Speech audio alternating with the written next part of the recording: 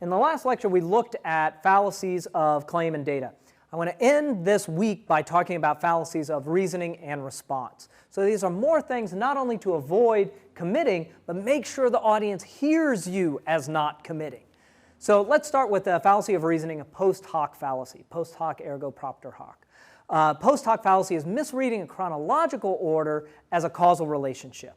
So hypothetically, you could say, oh, look, censoring cartoons is in the public interest. Look at Canada. They put restrictions on violent Saturday morning cartoons in 1991, and by 97, the crime rate had dropped 15%. Boom. Who's winning that argument? This guy. Okay, that's a post hoc fallacy, right? All we've seen is two things. You're saying that you tell us a chronological order. They put restrictions, and then by 97, the crime rate had dropped. There's nothing in that argument that demonstrates causality, okay? Nothing whatsoever. So this is something you want to make sure that you avoid. But also, if you see the causal relationship or you're making the causal relationship, go out of your way to make sure that the audience understands how that relationship is performed. Okay? So in this case, maybe you can make that case. You would need additional testimony from experts saying, yes, it was the 91 restrictions that led to this, to this drop in crime, or at least significantly contributed to it. So you would need that type of evidence to demonstrate the relationship, the causal relationship that's going on in that argument. Okay, so post hoc fallacy, hasty generalization. A hasty generalization is a question of representativeness. A hasty generalization, the accusation is that there is insufficient data to prove the claim. There's insufficient evidence to merit what you're saying. So hypothetically, I could say, I'm in a communication department here at the University of Washington. Before I came here, I was in a communication department at Indiana University. So, clearly, U.S. state universities all have communication departments. Well, that's a hasty generalization. I've got 2 data points on that, and I'm making a claim that covers, hundreds of universities, or state universities, lots of universities, at least 50, maybe more. But that's insufficient data. That's a hasty generalization. Once again, you are convinced by your argument, so you want to make sure that that audience understands that you're not engaging in a hasty generalization. So if there's the threat of that, you want to be able to shore that up by demonstrating the representativeness of those data sources. So if you're worried that people are going to hear that as a hasty generalization, you could even plant in a spot where you're like, now you may not think that's enough, but in fact this expert indicates that it is. Or here's some additional evidence of this. Or give us some more statistical evidence to indicate a trend. But you want to avoid a hasty generalization, but these are ones that audiences can perceive fairly easily unless you're doing your due diligence in making sure that you're clarifying the nature of the evidence to the claim here. A non sequitur. A non sequitur is that the claim just has no relationship to the data.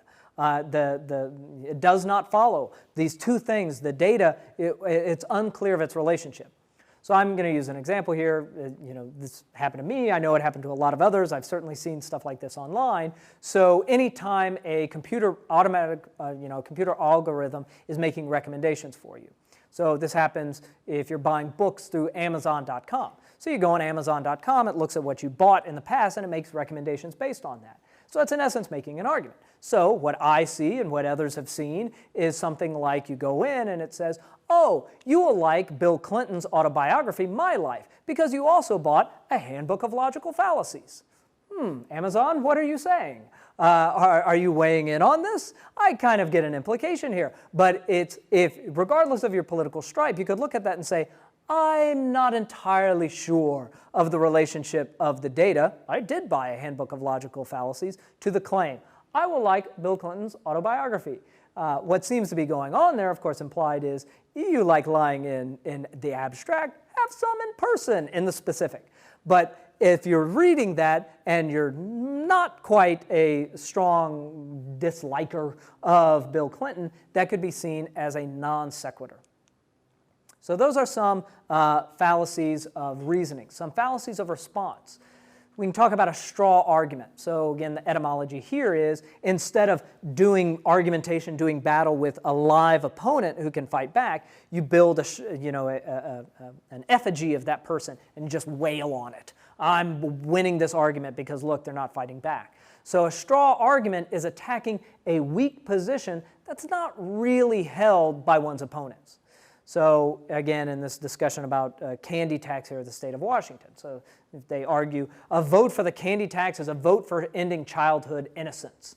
No one who was voting for the candy tax was getting up there on the, on the floor of the legislature and saying, children are awful. They need to learn the bitterness of life early, and the only way to do that is to take away the sweetness of their candy. No one was making that argument. So to manufacture that as being a principled argument in favor of the candy tax is disingenuous, and it's straw argumentation. So a straw argument is attacking a fake argument that's not held by one's opponent.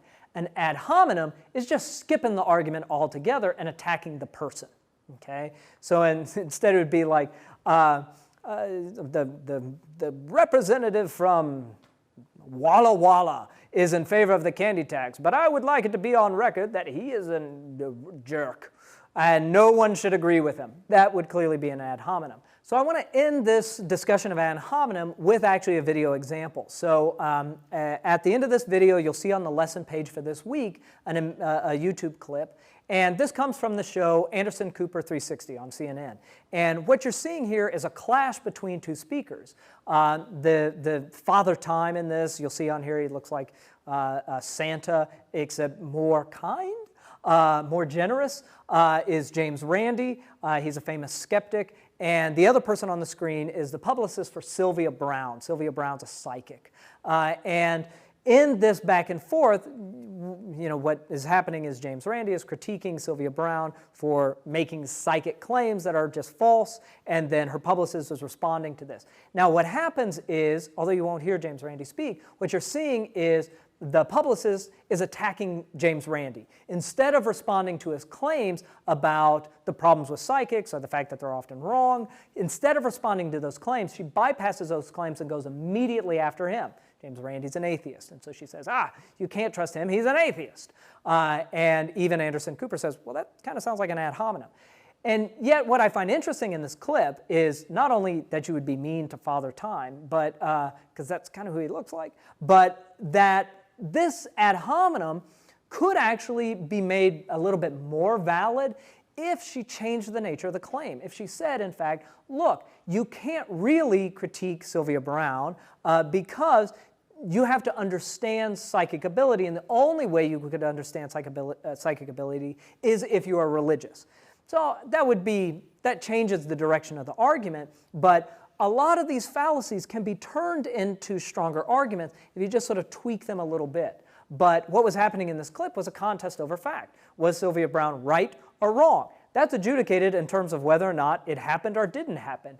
That doesn't change by the fact that James Randi's an atheist. So go ahead and take a look at that clip, and then we'll pick up in the last little bit and just sort of finish out this week and get you ready for week 9.